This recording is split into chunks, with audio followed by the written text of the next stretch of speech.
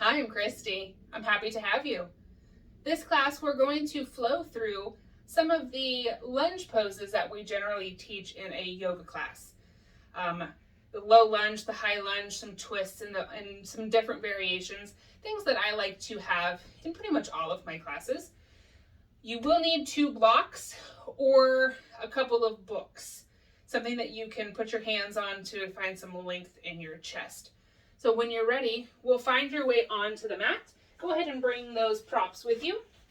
We'll start with your left leg forward. Have those blocks on the tallest setting and set them about shoulder distance. Oftentimes when people start to use blocks in their yoga practice, they want to take them that width, and that makes it really challenging to actually use them. You can see how unsteady they are when they're out wide. If they're underneath your shoulders, they have a lot more security here. So make sure you bring those blocks in relatively close.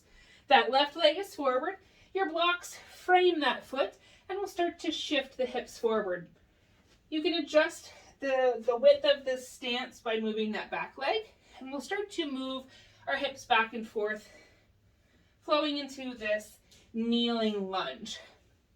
Now, the phrases that I might call a pose could be different than something else another teacher calls it. Various practices, Yin tends to call things a little bit different. Ashtanga might call things a little bit different. Just go with the flow. The next time you shift those hips forward, we'll pause there. Press into those blocks, lift your chest. Let that back hip start to sink forward. Those back toes can be tucked or untucked, your choice. But just notice how it feels here with those blocks underneath the shoulders. Take another breath. Shift those hips back slightly and then move the blocks out of the way.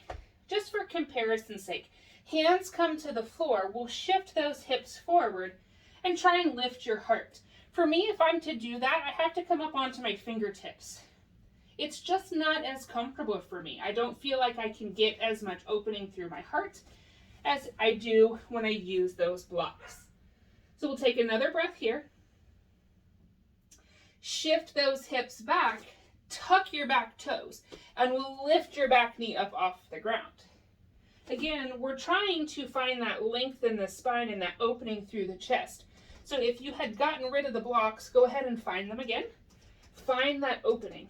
Maybe you can come down to a lower setting. Like one of my teachers says, this is a running lunge. This is called runner's lunge. So you're trying to push yourself forward like you're running at someone. Take another breath. Start to shift those hips back, bend that back knee. Nice big step forward to fold. Wiggle the hips out. Soften the knees. That left foot will step to the back of your space. Lower that left knee down. Start to shift those hips back and forth.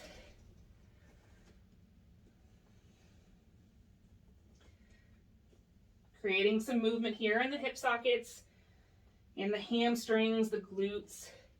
The next time you shift forward, pause there. Check in with those blocks. Maybe you have a little bit more space on this side and they can be on a shorter setting. That's the case for me on this side. Heart lifts. Back hip starts to sink down towards the ground a little bit. Getting that stretch. We'll take another breath. Shift those hips back slightly. If you've lost the blocks, go ahead and find them. We'll tuck your back toes, lift up your back knee, finding your way into that runner's lunge. So that back knee is working towards straight-ish. But again, it's that runner's lunge, so we're trying to propel ourselves forward. Building some strength, building some heat. Take another inhale. Soften the back knee. Take a nice big step forward to fold. Use those blocks underneath your shoulders. Wiggle the hips. Soften the knees. Inhale, arms reach up towards the sky. Stand up nice and tall. Exhale, hands to heart. From here, we'll take a nice big step back with your left foot. Doing your best to stay up on the ball of the back foot. Front knee is bent. Take a little bend in that back knee. Squeeze those legs together from left to right and from front to back like they're a pair of scissors. Inhale, arms reach up. High lunge. Take a breath. If having the arms up overhead is too much, hands come to heart. Lots of options here. Inhale, those arms lift back up if you can. You might hear this called high crescent lunge. It's a little bit different than where we're at now. That would involve straightening the back leg and adding the back bend. So your gaze would look up towards the sky. We're trying not to allow those rib cages to flare open. We want to keep them tucked in and let that back bend come from the mid-back. Take another inhale. Exhale, hands come back to heart. Lean forward, straighten that back leg out a little bit more. So we have a nice long line from our shoulders through our hips to that back heel. Find some length here. As you exhale, you'll twist to the right. Inhale, come back to center. Exhale, twist to the right. One more time, center, twist to the right, and see if that left elbow can hook to the outside of your right knee. Now you can stay here with that back knee off the ground or lower it down. There is no right or wrong. Do what is accessible for you at this moment. We're trying to stay long in the spine. Inhale, unwind. Release the hands down to the mat. Tuck those toes. Lift up that back knee. Nice big step forward to fold. Inhale, those arms reach up to the sky. Exhale, hands to heart. Take a moment here.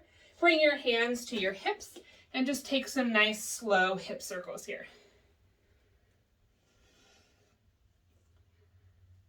Change direction.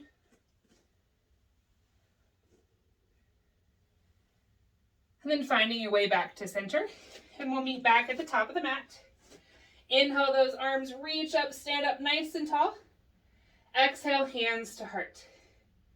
Shift your weight to that left foot, and your right foot takes a nice big step to the back of the space. Soft bend to that back knee. Try and stay on the toes of that back foot.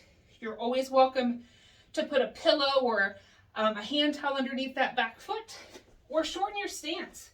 You do not have to be in full expression of this pose all the time. I did quite a strong class in my hips earlier, so I'm taking it a little shallow today. Maybe those arms reach up towards the sky. This time, let's circle those arms back and down, opening broad across your chest. Notice how that might change your balance. Looking forward to a place that's not moving, your drishti. Bring those hands back together at heart. Lean the chest forward, start to straighten out that back leg. Keeping our hip points squeezing in towards each other, creating that nice long line from our shoulders to our heel. Take an inhale. As you exhale, twist to the left. Inhale, unwind. Exhale, twist. Inhale, unwind. Last one, twist to the left and see if that elbow can hook to the outside of your knee. Notice I had to adjust my stance. Maybe that back knee comes down to the ground. That might be a more stable option for you today.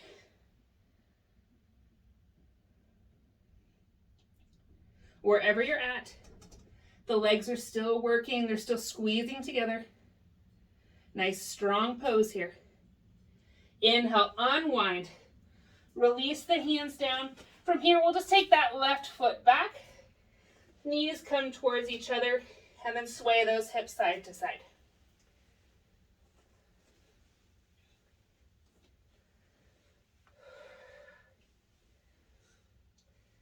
And then coming back to neutral, cycle through a few cat-cows.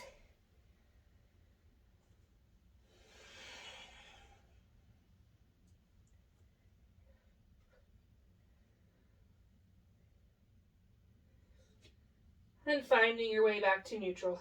Sink those hips back towards your heels. Come sit on the top of your feet for just a couple of breaths.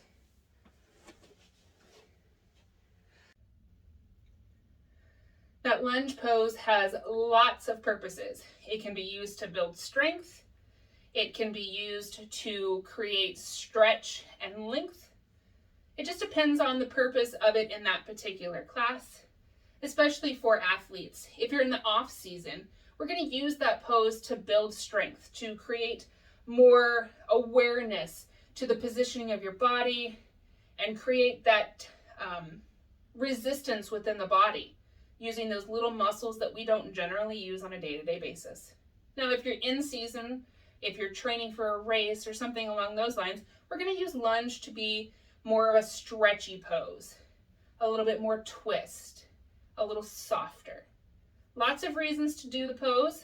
It just depends on what your reason is. Thank you for joining me. We'll see you next time. Bye-bye.